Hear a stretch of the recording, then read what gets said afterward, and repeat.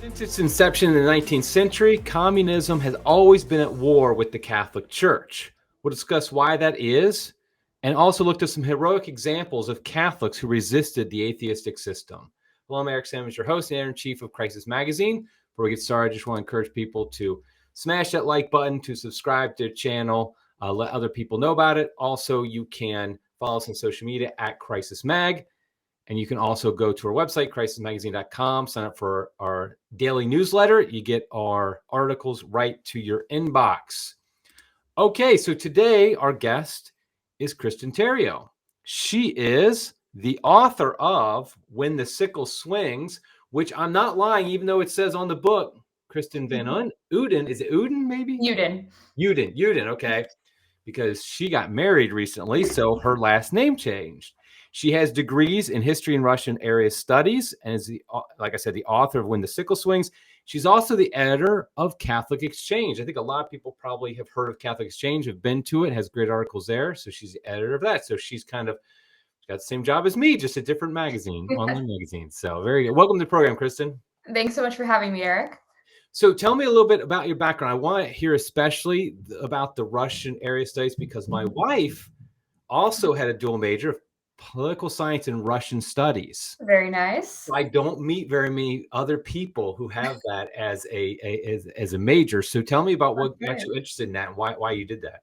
Yes, well, I would have loved to have majored in Soviet studies if that were still available, but unfortunately they renamed it after the collapse of communism, because that is really the period that I focused on, was the horror and the aftermath of the 20th century and of communism's implementation and the survival of that period. So I really actually began this project in undergrad. In my senior year, I did an independent study where I began interviewing Catholics who had survived communism. So this was always something that was in the back of my mind. I grew up reading Holocaust memoirs and reading of those who survived various horrors of the 20th century. But an angle that you don't often hear about is how the Catholic Church was persecuted under these regimes. That's something that's often swept under the rug or not focused on to such a large degree. And so when I found out that communism was not only overtly atheist, but had this extraordinary anti-Catholic rhetoric, not only in its propaganda, but in actual policies that were implemented, this was something that I felt was a story that needed to be told. So this has been sort of the idée fixe in my mind since then. I, in grad school, studied Russian propaganda or Soviet propaganda towards the United States. So propaganda that was brought over during especially the World's Fairs, that were these sort of international festivals where countries would try to present their best face. And so it all really came together with this project. That's interesting. My wife, actually, she was in college when the Soviet Union fell. Wow. Too. And it was actually while we were in college in 89 to 93 is when we were in college, and it was actually falling. So she got to study Russian stuff while it was happening. There you go. What a time to be alive. Yeah, exactly. So it was quite interesting. So communism, I think unfortunately, a lot of Catholics today, including we'll just say some higher up Catholics, seem to flirt with communism as it's not so bad. In fact, some would even argue that it has some commonalities with Christianity. Mm-hmm. And so that really is not the case. But why don't you explain some of the innate incompatibility between Catholicism and communism? Why is it not just there's a number of political systems that the Catholic Church has not condemned. Most of them they haven't condemned, but this one it has. And so what is the innate incompatibility between the two? So ultimately, the innate incompatibility is that communism is a false messianic system. And so it posits an earthly utopia that can be achieved through the work of men alone, taking God completely out of the equation. And of course, we know, as the Tower of Babel was, this is doomed to failure. And this is actually, as I go through in the book, the doctrine of the Antichrist himself. What comes to mind is Robert Hugh Benson's Lord of the World, where the Antichrist is this very popular and charismatic leader who promises prosperity and entertainment for all, and really this utopian but really dystopian system where we're free from want and free from inequality and all things that would sound on the surface very appealing, but you can see ultimately it is built on on sand. And this is something that does not have actual objective cosmology at its center. Rather, it has this inverted cosmology where man is actually the creator of his own fate. And it's important to remember that while everyone knows of John Paul II and his strong advocacy against communism, the Catholic Church was actually opposed to it from the very beginning. So Pope Pius XI and Pius XII in particular spoke very strongly against communism. The encyclical Divini Redemptoris, which was issued by Pius XI in 1937, spoke about communism and how it had been implemented in the Soviet Union and also in Mexico at that time. And he speaks actually of the false messianism of this, to quote here on page 97. This is actually, let's see, Pius X says, "The communism of today, more emphatically than similar movements in the past, conceals itself in a false messianic idea. A pseudo-ideal of justice, of equality and fraternity in labor impregnates all its doctrine and activity with a deceptive mysticism, which communicates a zealous and contagious enthusiasm to the multitudes entrapped by delusive promises."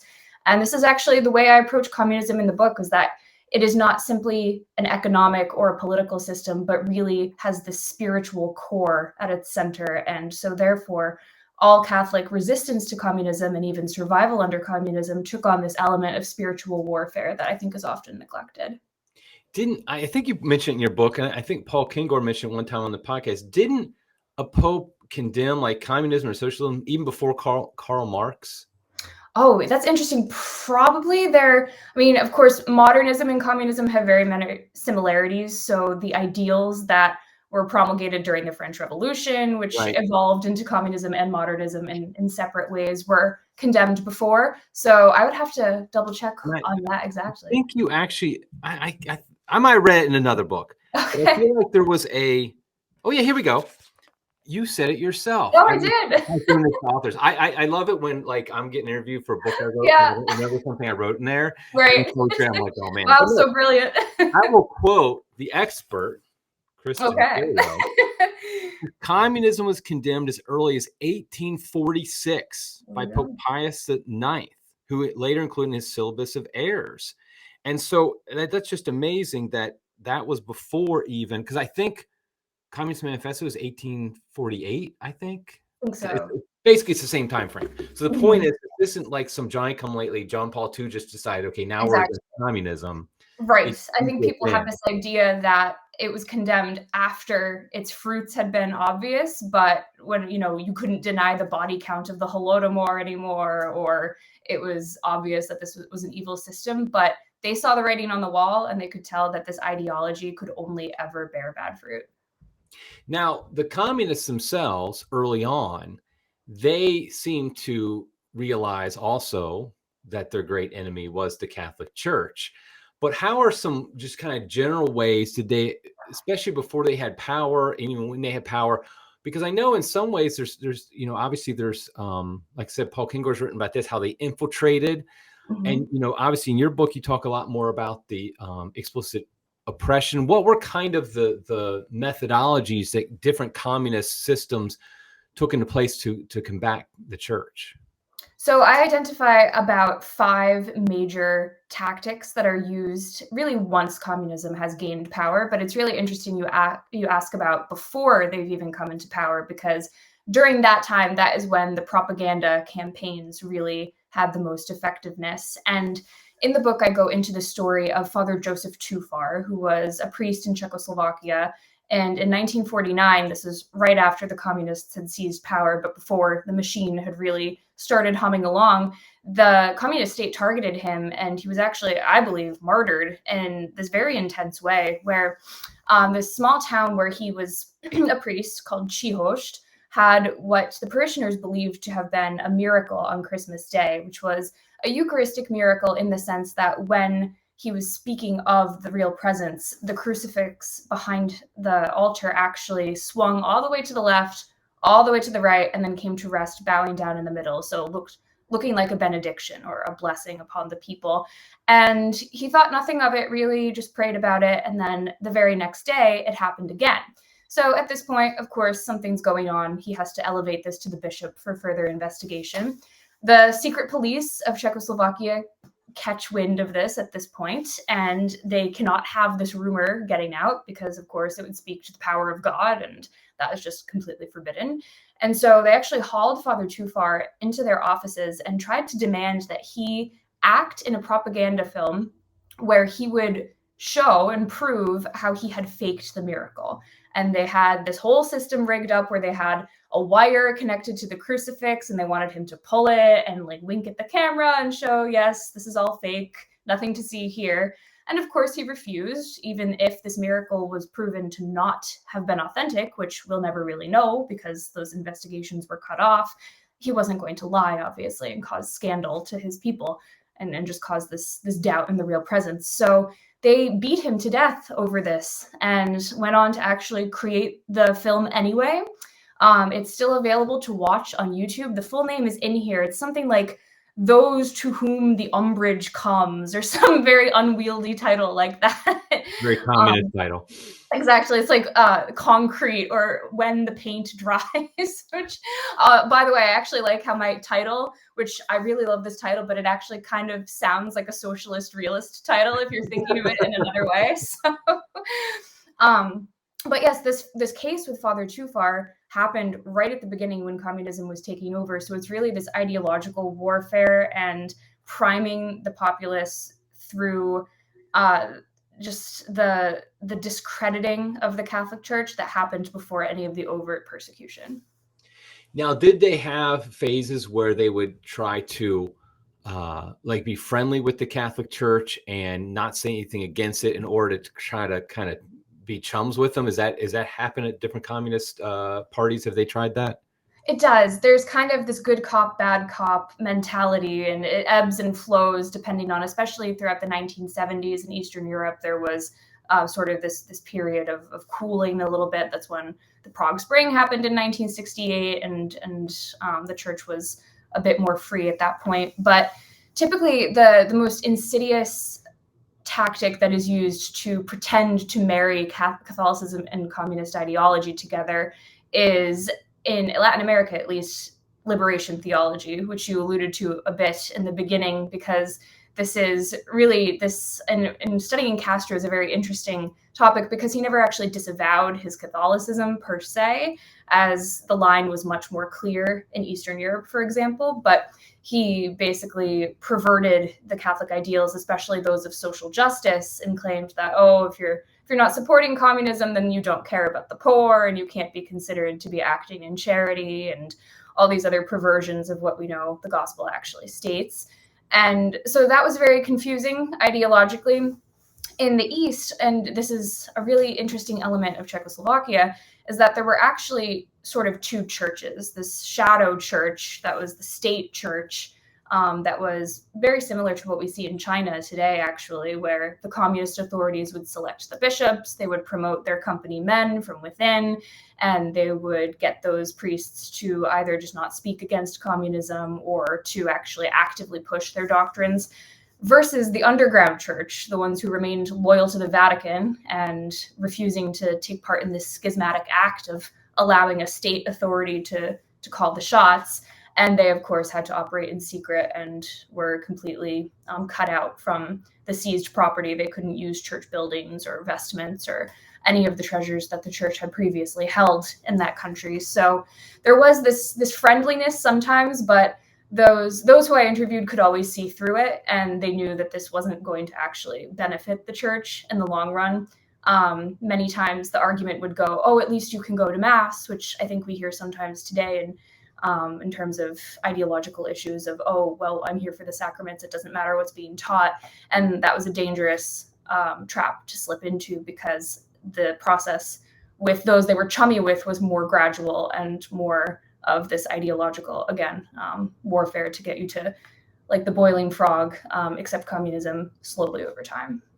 Yeah, it does seem like, I mean, obviously communism has been tried. I was going to say has been successful only in the sense of gaining power. It obviously has never been actually successful, but in various places in the world, you know, Eastern Europe, Russia, China, Latin America, South America, it does seem like they do go different routes on how they deal with the Catholic Church. And in the Americas, at least, it seems to be much more a matter of co-opting the church, getting the church to basically endorse them. Maybe because, of course, the Catholic Church is much stronger in the Americas than it would be in, like, for example, Russia or China or something like that. And I think it's more popular here in America, those who are kind of pushing communism, to try to, and you'll see like progressive Catholics do this. What would be like your nutshell argument if somebody is like, basically, okay, the church cares for the poor, the church wants to support the poor, the church, in fact, talks about us having solidarity with the poor and being with them and things like that. How is that different than what communism doing, which also claims to be helping the poor, being in solidarity with the poor? And what is that kind of difference you would tell a Catholic between those two? Sure. So first, I would disavow them of this notion that communism actually does help the poor, because it really is just the changing of hands of the means of production of capital. And this uber class always is created under communism, where the party apparatchiks are the ones who have the wealth and have the dachas on the lake and are able to really draw power to themselves and oppress the little man. Again, it's just those class distinctions. The members of those classes have flipped, but I think Friedrich Hayek said that all monopolies will be nationalized at some point. It's a very similar process that happens with this consolidation of power in the more social sense as well. So I don't think anyone would say that those who lived through communism would say that they actually gained more wealth under this system. And in fact, it's quite the opposite, as has been proven, that collectivization does not work, and actually people are in, the ubiquitous bread lines that we all associate with communism. These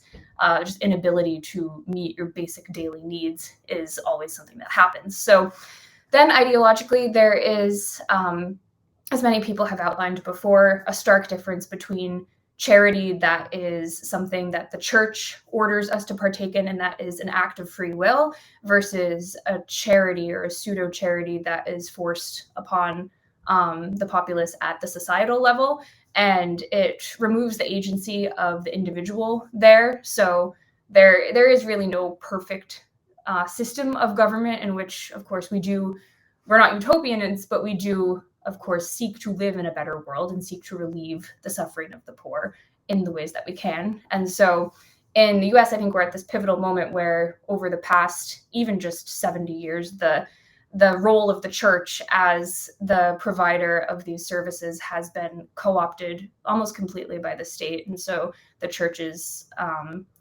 imperative to live in that way and to love your neighbor as yourself has sort of been neutered.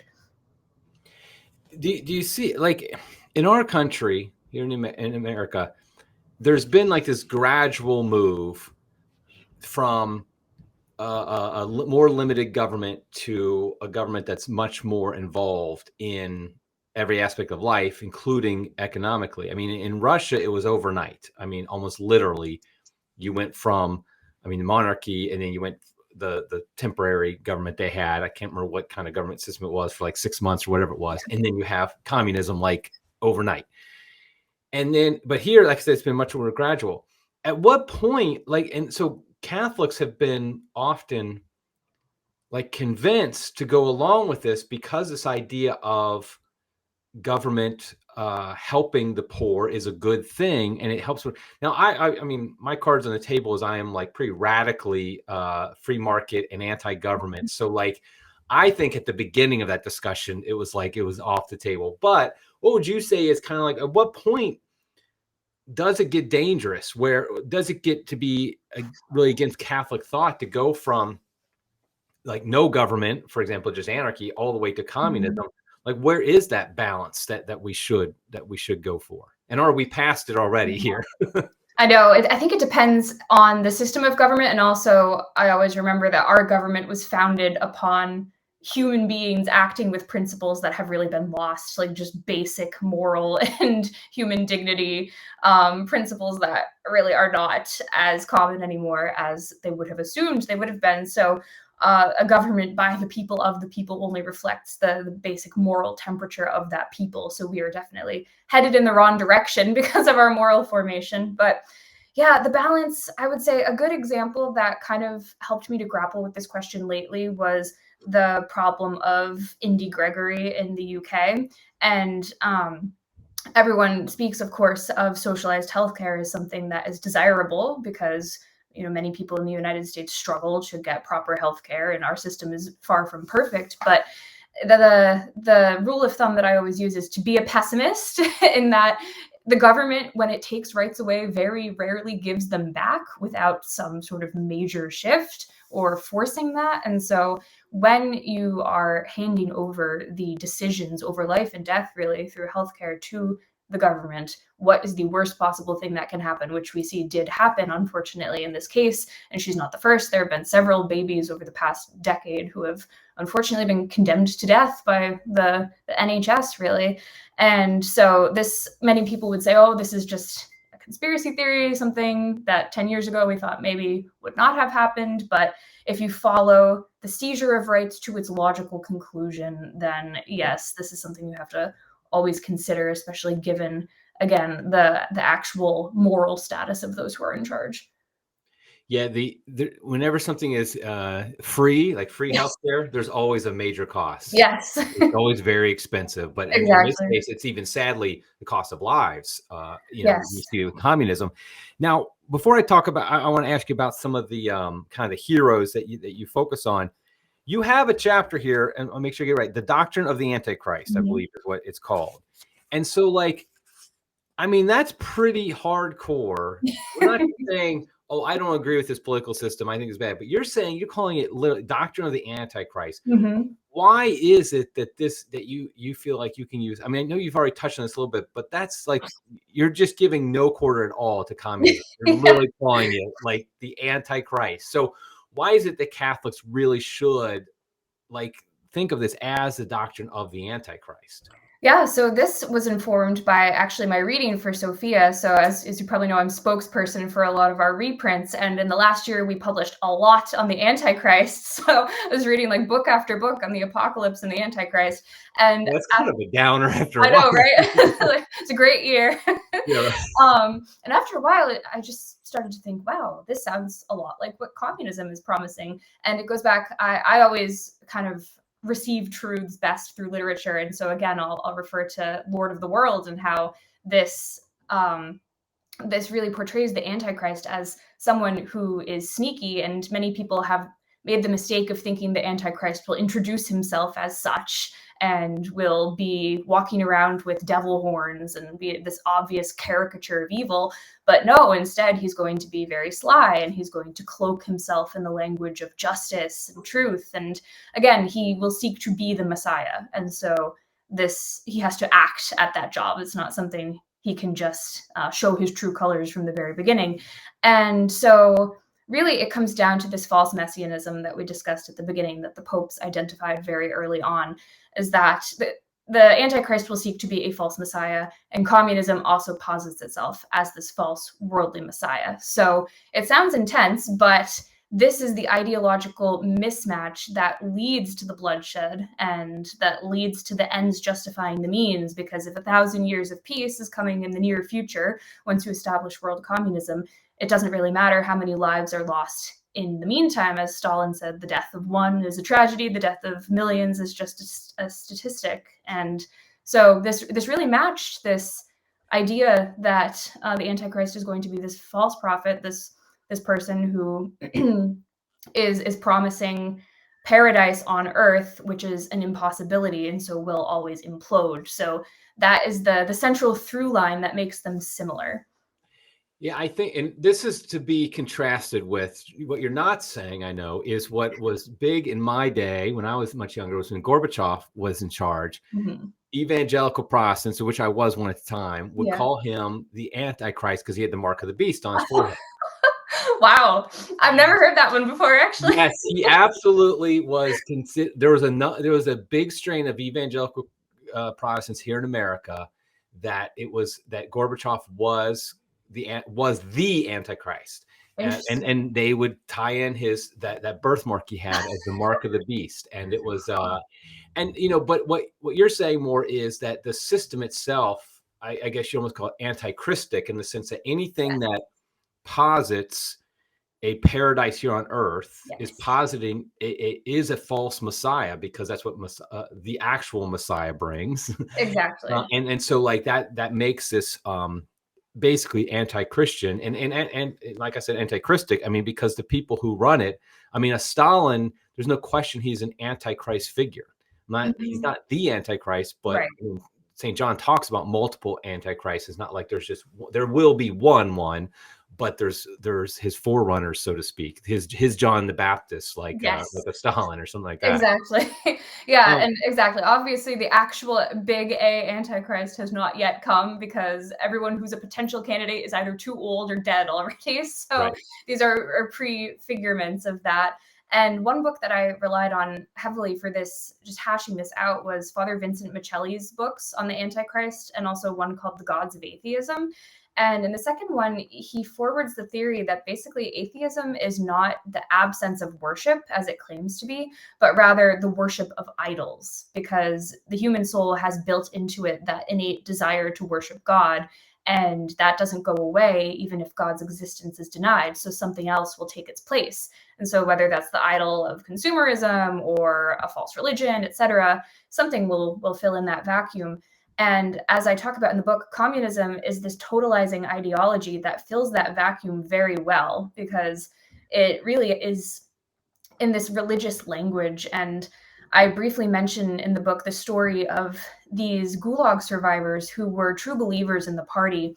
And I speak about a book that focused on their stories particularly.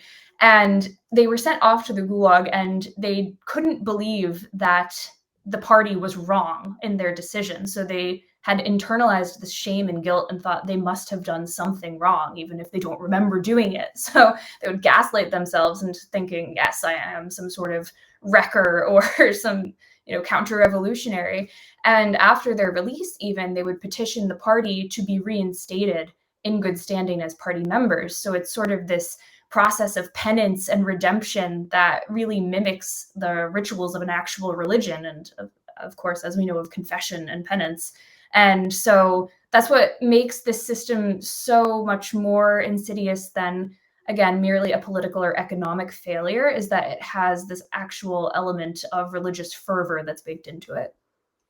So you tell stories, and the funny thing about this book is, so far, how long have we been going? About 25 minutes or so, and it's all been kind of how terrible communism is. Yes. But the book is actually a hopeful book, because our victory, the way we are victorious often is through suffering. I mean, obviously that's how our Lord was victorious, is through suffering, and we have to be the same way.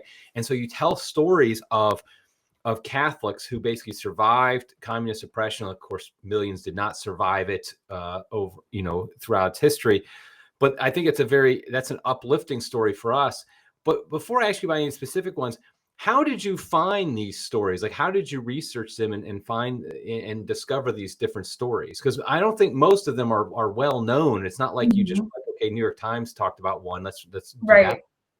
Right. It was really providential. I put out inquiries and tried to solicit interviews for a few months before. And of course, this process had kind of begun several years ago, but mostly through networking and through friends, I was able to find one of the most interesting interviews, I think, was with a Slovak politician, Mr. František Mikloško, who had actually worked with the underground church and worked directly with Bishop Jan Chrysostom Koretz, who was later a cardinal that listeners may be familiar with. And I found him through a friend who had a priest who was from Slovakia who had contacts still.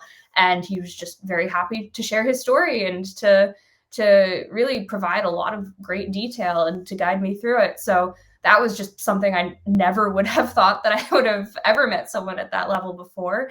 And others came from friends and colleagues. Someone who endorsed the book, actually, Philip, introduced me to Olga, whose story is featured in the Czechoslovakia section.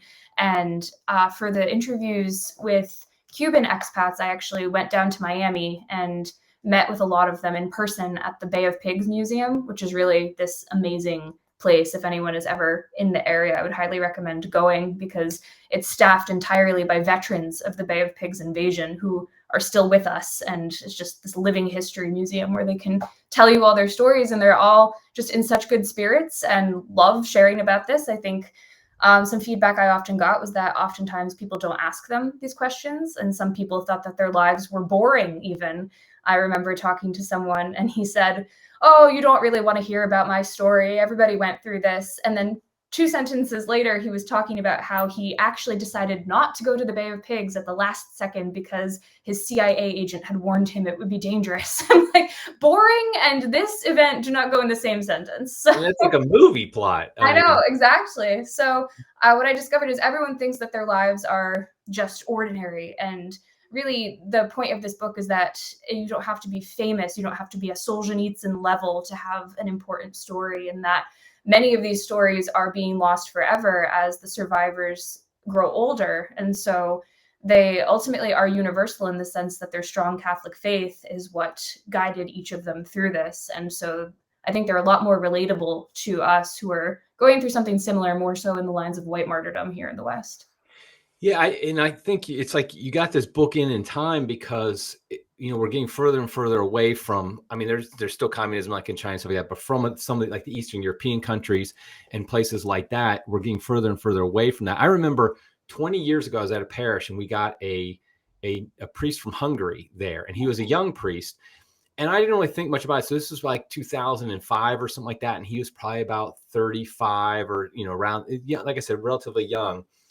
And I remember, like, I just, we got to know him a little bit and stuff like that. And then, like, somehow I'm a dummy, but it like clicked to me all of a sudden, like, wait a minute, he grew up in a communist country. I mean, I didn't even think about it because I was like not putting it all together. Right. And so I remember asking about it. It's like, oh yeah. And he was just a very matter of fact about it, about like the fact that, they had to, like, it was constant pressure. There was constant, desire basically to not be Catholic would help you out a lot. Yes. And, he talked about his own family being faithful, and of course he ended up becoming a priest, and it just was amazing because it was very disconnected, because almost like in America, once the wall fell, like, okay, now that's done.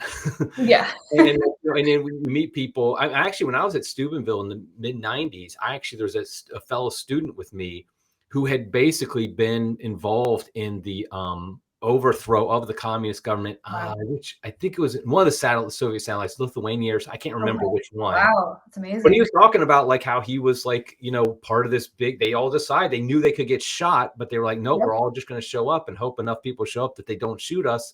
And fortunately for him, they didn't. But it's amazing. So now you focus on a few countries. You have Cuba, you have Czechoslovakia, Hungary, Romania, I think are the main four. Yeah. So why don't you just, people read the book for people. I just want people to know that so you can find these stories. But why don't you tell us like a story from somebody in Hungary, like one of the stories that you found of what they went through? Sure. So in Hungary, I interviewed, there's a woman whose name is Teresa, and I actually met her at St. Kieran's down in Miami. So this was actually where I was studying mostly the Cuban story. And this is where the Shrine of Our Lady of Charity, which is kind of one of the Cuban cultural centers there, was. But she also was in that area. And so providentially, again, I was joined together by our anti-communism, but with the Cuban community and with her story as well. And she had an interesting story because she escaped communism very early on in 1948 when she was still a child. So several of the stories in the book, they either grew up under communism, as in Olga and František's case, where they each kind of have this moment in their childhood where they realize that communism is evil, and it's either the STB, the secret police, had invaded their house and had been ripping through their drawers, or some other formative moment that helped them to navigate the rest of their time under this system. In Teresa's case, she had that moment, but she was able to get out quite quickly. She remembers the war, actually. So she was really little during the war, and she would see the bombs coming down and exploding and would just start clapping because she thought they were fireworks. She didn't know any better. So the war through the eyes of a child, just amazing. And then her father was a factory owner of a textile factory in Hungary. And so when the communists took over, of course, he was part of this targeted class of property owners. And she remembers one day communists somehow got into their apartment and started ransacking through their clothes and threw a trunk of her mother's belongings out of the window. And she remembers seeing all of her mother's white dresses just floating down into the mud. And that was the moment, that was the formative moment for her. Beyond that, her father was imprisoned for a few weeks, I believe, when towards the beginning, and his fellow inmates warned him, "You have to get out. This is not going to end well for you," showing him what had happened in Russia, not only to Catholics, but also to those who were members of his class. And his trial was the next week. And really, in something that she believes to be a miracle, he was able to be let free after his trial. And this is because all of his workers came to testify on his behalf. And the textile factory's signature textile was this red checkered kind of gingham pattern. And they all came wearing that as either armbands or tucked into their hats or something like that. So seeing this show of solidarity from the proletariat, the judges actually let him go. And from that point, they fled west to Austria. She talks about just the harrowing escape. They would have to travel either by cart or on foot, going under barbed wire. She and her sisters were separated from her parents at one point, and she actually was put into the care of some nuns who were helping children to escape communism. And she was reunited with her parents in Austria. She has a memory of her first Christmas outside of Czechoslovakia, and the American soldiers were going around distributing candy and presents to the children. So this very happy and just good impression of the United States started with them then. And she eventually emigrated to the US, as we know, and became a citizen here. So I interviewed her, actually. Her mother was still alive at that point, and she was 104 years old, I believe. Wow. And to her very last breath, she actually lived in her bedroom decorated with that same textile that the factory had produced. Back in Hungary. And she passed away several days after we were able to get this story. So it really, I'm just grateful for that and just the timing of everything that happened that way. Have they been back to Hungary since the communism fell there? I believe she has, yes. I asked her about any family ties, that branches of the family that were still there, and she said that was one of the greatest losses for her of communism, was just the absolute moratorium on communication, so that by the time she was able to get back or to try to track them down, nobody really knew who she was anymore. There was no actual family bond there anymore, so she really doesn't have that strong connection with her homeland and with her family that she would have had otherwise. Yeah, I think the trauma of being forced out, I think we can't underestimate. I mean, most of us don't even want to move to another city. Right. This is in America, in the same state even. And these people are basically forced out of their country with nothing and no way to contact the people who are still back in the country they came from. And it just is amazing. So now there's a lot of stories in the book. And like I said, encourage people to get When the Sickle Swings. And again, it's under, if you're searching for it, Kristen Van Uden. And I will put a link to it, of course, show notes. Buy it from Sophia Institute Press.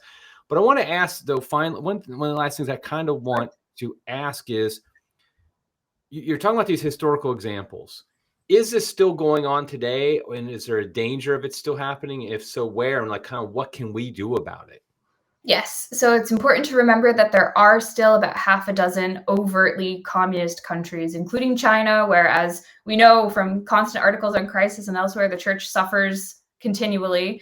Vietnam, Nicaragua. I actually had a story from Nicaragua that I was going to feature in the book that we couldn't use because it's dangerous there. The situation is so tenuous since last year that the interviewee didn't feel comfortable sharing that anymore.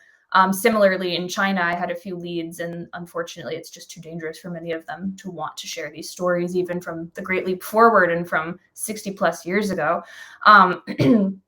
In addition to, and Cuba, of course, is still communist, even though the Castros have both died, they still suffer under that system and under the poverty. So this is not something that went away when the Berlin Wall fell, unfortunately. And then the other side of that is this infiltration that you've mentioned, this soft creep of communism, both in the West, in Europe, and really into the international structures such as the UN and the EU. that has really embedded itself into the ideologies of most leaders. And this is where I think many of the stories that I feature that discuss more of white martyrdom and, as Olga put it, death by a thousand cuts, are going to be quite informative, because we see that the pendulum just keeps swinging, and while we may not have to make the ultimate sacrifice of red martyrdom for our faith, we certainly can relate to these issues of losing a job, being denied entry into university, or being ostracized in a more social way, and all the economic hardship that comes with that, through just the ideological turn towards communism in the public psyche. And I think one of Solzhenitsyn, of course, is the one who really talked about this a lot, is that kind of the ground that's laid for communism is the acceptance of lies, is the public acceptance, where basically public figure says something that everybody knows is a lie. Yeah. Everybody knows that everybody knows it's a lie. I love that quote.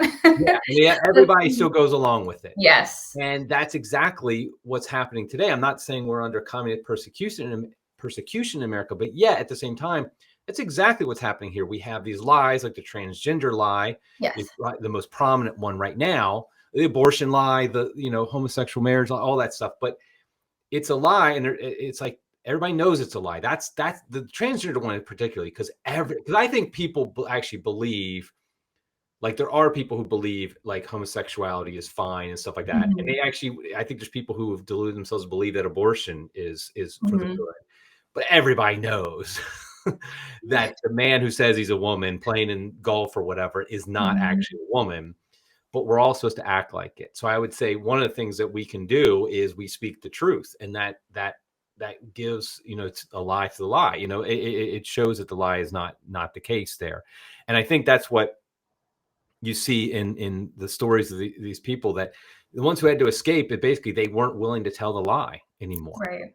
Right. It's like the emperor's new clothes, that everyone plays along, whether that be for social acceptance or personal gain. And after a while, if you act like this, you actually lose the faculty of conscience, and you lose the ability to discern right from wrong, just even in the practical sense. So in addition to speaking the truth, one message that really came through from each participant was that the ultimate victory is to hold on to your own soul, and that these political victories, such as I go into the collapse of communism in Czechoslovakia and how that was really spearheaded by this Catholic tradition of public pilgrimage and public protest, that is wonderful. And of course, we see the act of God in that. But also, it doesn't matter if you helped to collapse communism in your country and you still have lost your own soul because you went along with the lies in some case. So that protection of the mind and within the battle within your own heart was really the central problem. And as someone I interviewed said, communism tries to steal your property. That's understandable. We can deal with that, but it also tries to steal your soul. And really, some of these stories, such as the guards trying to get Catholics to apostatize in Cuban prisons and then killing them anyway and saying your soul is going to hell now, just sort of, as they say the quiet part out loud, where if you're just a materialist who doesn't believe in the immortal soul, why would you rejoice in sending someone to hell? So it, I think, speaks to this deeper diabolical nature of communism. And that actually, the title, I think, ties this all together, because it comes from Joel 3:13, swing the sickle for the harvest is ripe.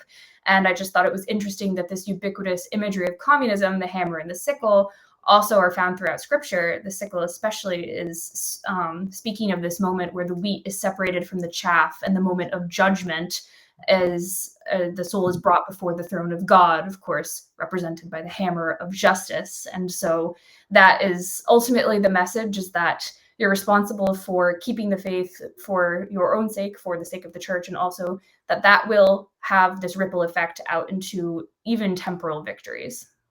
Yeah, I think one thing that the book does that is very helpful is, I think it helps give us courage, because we see it all the time where, and I'm sympathetic to this, where people are worried about saying something out loud because they could lose their job, or they think they could lose their job at least. And I get that. There's prudence always involved if you're, a dad supporting his family, and I get that. I'm not saying every situation you have to proclaim it from the rooftops, whatever the lie is. But at the same time, I do think we should compare ourselves to the men and women you talk to here in your book and recognize we haven't even started to suffer, but we will go down that path if we don't stand up now. That's the key. Mhm. If we don't stand up now and aren't willing to potentially lose our jobs or whatever the case may be, we might have to move to another whatever, then we're going to end up losing our job anyway, or Mhm. losing our soul, as you said.